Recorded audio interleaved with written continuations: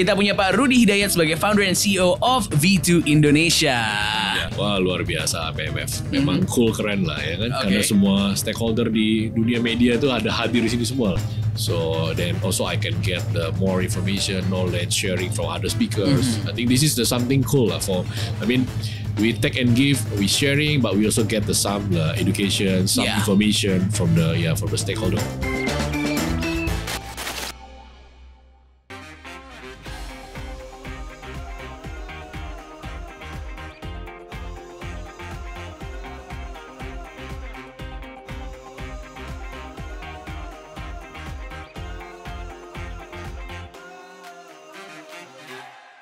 Yes, ladies and gentlemen, boys and girls, Opal Gang di luar sana, apa kabarnya?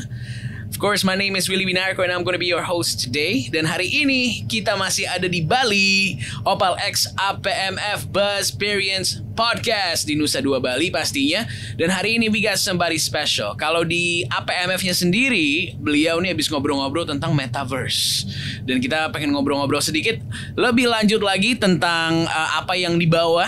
Kita punya Pak Rudy Hidayat sebagai founder and CEO of V2 Indonesia. Ya, thank you Pak Willy. Gimana kabarnya Pak? Baik sekali, terima kasih. Yes, ini langsung ya dari stage tadi langsung ke sini ya. Langsung ya. Fresh from the oven ya Pak. Fresh from the oven. Tapi pertama-tama bagaimana APMF hari ini? Wah luar biasa APMF. Memang cool, keren lah ya kan. Karena semua stakeholder di dunia media itu ada hadir di sini semua lah. Oke. Tapi is this your first time atau memang ini udah This is berapa our kali? first time Pak for V2 Indonesia. Okay, for V2 Indonesia is the first time. How was the expectations? Well, okay, I think so far actually beyond my expectation. Okay, because beyond, after pandemic 4 years, I think then suddenly happening, right? Yeah. True. The last time I think I had 2018. Now, 4 years later they just come again, right? Again. Tapi gimana? What's your impression of the event so far? Yeah, I think for our product and solution, it's very related with all the people, the attender of this event, right? Yeah. I think so. Then also I can get the more information, knowledge sharing from other speakers. I think this is the something cool we take and give, we sharing, but we also get some education, some information from the stakeholder of the media. Awesome. If kalau dari kemarin-kemarin kan pastinya sudah banyak ya conference-nya sendiri untuk speaker-speakernya sendiri. What do you think is the most impactful event that is in APMF? Yeah, I think hampir semua I feel the speaker is very high quality lah ya. Okay. Very high quality, very energetic. The way they do presentation also they did presentation is very nice ya. Then the important I think the communication from the speaker to the audience is very clear. So I think it's very helpful for the people who attend this kind of event lah. Okay, one word to describe APMF 2022. Cool. boleh. Tapi di APMF ini memang ada booth yang mencolok nih dari V2. Barusan aku pakai di mana I have no idea what kind of technology it is. Tapi ibaratnya aku di shoot terus langsung masuk jadi kayak VR alternate reality. Yeah, we call the holoporter. Yes. We call this technology. It's a hologram teleporter. So we call holoporter. Wow, holoporter. Can you talk a little bit about that? Yeah, okay. Actually, this technology is patented by Proto Hologram from the USA. Okay. And actually, they just viral in the USA now. Okay. But suddenly, we are the first in, I think, the Southeast Asia bring this technology to Indonesia. Oh. Yeah. So the hologram from Proto, the good things is good for the brand also. Okay. Because it's a communication, right? It's a connecting people. Let's say if I put the hologram in Bali now, I can bring someone from Jakarta to appear in Bali and communicate with us live. It feels realistic. It's a realistic 1 by 1. Yeah. It's it's a 4K resolution. That's why it's a more realistic. And then the size also 1 by 1. So meaning it's it's a full body. Yeah. And this is the first hologram with shadow. Yeah, so if you see or you can have experience another hologram, there are no shadow because they need dark room. Okay. So how come dark room can do shadow, right?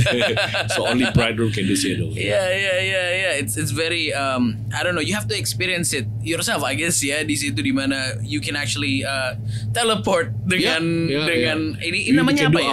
Augmented reality, right? Augmented Jadi reality, ada, misalnya ada tiger, ada something, or sometimes bisa juga artis. Jadi artisnya kita bisa bikin augmented, lalu kita bisa foto bareng. That's actually true. Tadi juga sempat tuh ada tiba-tiba ada artis yang keluar gitu ya. Correct. Yes. Wow, is that IMXR Studio? So IMXR Studio is our place for people have the experience, and also we have the XR Studio the first time in Indonesia. Location at the BFN di Jalan Otista, Jakarta. So that's the studio itself. That's a studio, so people can rent the space, can use our XR technology, also can use our hologram. Wow. Is that for like content creators or filmmakers? Correct. There's a lot of content creator already join. I mean, they'll try to try and error for the event lah. That's amazing. Dan tidak jauh-jauh juga kalau tadi kita ngelihat di in the panel in the conference, you were talking about the metaverse. It's a buzzword now. Everybody talking about metaverse, but I don't know if everybody understands what a metaverse is. Pretty much. Can you talk a little bit about what is a metaverse, right? Yeah, actually today I explained there's a 3 category, right? First is about talking game metaverse. I think you know everything. Everybody know about the game, right? The gaming metaverse. We are not in this industry, right? But some brand they utilize like let's say Gucci, Louis Vuitton, they're already there. But the second one, of course, like Web 3.0 blockchain. People use pay with the Ethereum wallet, MetaMask, blah blah blah. We also not in here because we're not selling the land. We're not like virtual property, right? So I'm more like how to say it's more really works for a brand. That's why we call brand metaverse. What is brand metaverse? What we do is a digital twin. We copy from the physical store become virtual store. For example, if I got the inquiry from the shopping mall ya. Jadi shopping mall di Jakarta mereka bilang gimana caranya mereka mau bikin yang sama tapi di dunia virtual. Jadi orang dari Makassar, dari Medan, dari Manado bisa datang ke mall ya, let's say mall something mall A misalnya, lalu mereka bisa masuk, bisa jalan, bisa lalu mungkin mereka punya teman di Bali juga sama-sama mau datang ke Jakarta ke mall virtual tersebut. So mereka bisa connecting kan, mereka bisa jalan bareng-bareng dengan dua di dunia yang berbeda, dengan 2 lokasi yang berbeda, tapi di dunia yang sama yaitu di dunia virtual. Nah ini yang kita bangun. Lalu apa produknya? Produknya juga harus real. Jadi kita tetap mereka bisa beli produk misalnya sepatu, tas, jaket, bahkan mungkin kendaraan. Cara paymentnya juga sama kita lakukan. Jadi instead of kita doing mungkin sekarang e-commerce kan 2 dimensi, tapi sekarang 3 dimensi, punya customer experience, punya journey-nya, bagaimana mereka bisa masuk ke dalam dunia metaverse ya dengan tanpa hambatan gitu aja. Ini yang kita bangun sih sebenarnya. Nah itu secara perkembangan Holoporter, that's pretty much kita combining. Jadi teknologi metaverse ini sebenarnya ada XR, AR, MR, VR ya. Nah, ini combining. Jadi kalau kita melihat Meta, mereka baru luncurkan Meta Case Pro itu ya. Jadi suatu kacamata yang bisa MR dan VR. Dan juga akan ada AR-nya nanti karena Instagram sudah punya Spark AR ya. Ini grupnya Meta juga kan. Nah, jadi saya kebayang bahwa mungkin in the future metaverse ini pasti sesuatu yang related dengan 2 huruf tadi di semua. Betul. Jadi nah ini yang membuat kita kenapa kita mau kembangkan brand metaverse. Ya tentu di dalamnya pasti ada AR-nya. Kita bisa gunakan VR supaya kita ngerasa 3D immersif-nya. Untuk teman-teman yang tahu, jadi AR itu augmented reality. Lalu ada VR virtual reality. Ada MR mixed reality. Ada XR extended reality. Ini nih yang mungkin teman-teman juga masih rada-rada bingung. Dan umbrella-nya adalah XR. Jadi XR itu umbrella membawahi semua AR, VR, MR. Jadi yang harus diketahui adalah XR. Nah, in the future XR ini yang ya satu hal yang memang punya potensi besar lah. Jadi perkembangannya sendiri kalau di Indonesia apakah sudah banyak yang tahu atau gimana? Saat kita launch kemarin, kita belum lama launch gitu. Kita sebenarnya sudah dapat hampir mungkin 12 sampai 15 customer inquiry yang memang mereka looking for, jadi dan sesuai dengan apa yang kita kembangkan. Jadi baik dunia retail, dunia otomotif, dunia corporate, banking. Jadi kami sekarang lagi beberapa yang kami sedang kerjakan project. Jadi ibaratnya semua orang kayaknya, bukan semua orang ya, tapi mungkin sudah banyak yang melek tentang metaverse ini. Tapi how about the people that doesn't know, atau mungkin how do we get those people on board? How do you think? saya selalu mengedukasi market begini, makanya kenapa kita tidak mau jualan tanah di metaverse. Oke. Analogi saya sebenarnya gampang sih. Sekarang misalnya kita semua pakai WhatsApp gitu ya. Ya. Kalau saya buat produk chatting mereknya A misalnya gitu ya, produknya A. Apakah ya Pak Willy mau masuk di dalam itu karena merasa, wah ngapain saya masuk? Orang saya pakai WhatsApp yang sudah dipakai ratusan juta orang gitu ya di dunia gitu kan, Ya, benar. terkoneksi. Benar. Nah, kenapa kita merasa land metaverse ini menurut kami ya Pak, Ya. bisa salah. Ya belum ready. Ya. Imagine Meta dan Microsoft dan Google, mereka aja belum punya tuh namanya itu ya. Mereka aja masih merasa, is it okay to continue the investment or not gitu kan? Nah kalau one day lah, let's say exactly Meta have something appear, oh this is the land. Ya. I think people will follow them, not follow us. Ya, again. Yeah, because they are the big tech giant company, right? Yeah, It's not yeah. us, right? So I don't want to sell my land in the metaverse. Suddenly people like, who are you? That's true. Tapi berarti, talking about onboarding, ya berarti the metaverse itself is, a lot of people already know about it. Yeah. It's just that we need to wait and see. Wait and see for the that kind of the blockchain 3.0. Yeah, But yeah. I think for the brand metaverse is more realistic. More realistic. Because we still using the web based, but Yeah. in the 3D dimension, Yeah. right? With the AR that's already established. Now using your mobile phone, right? You can do Instagram with the AR, right? Yeah. You can have the VR 3D environment. Yeah. So this is more realistic.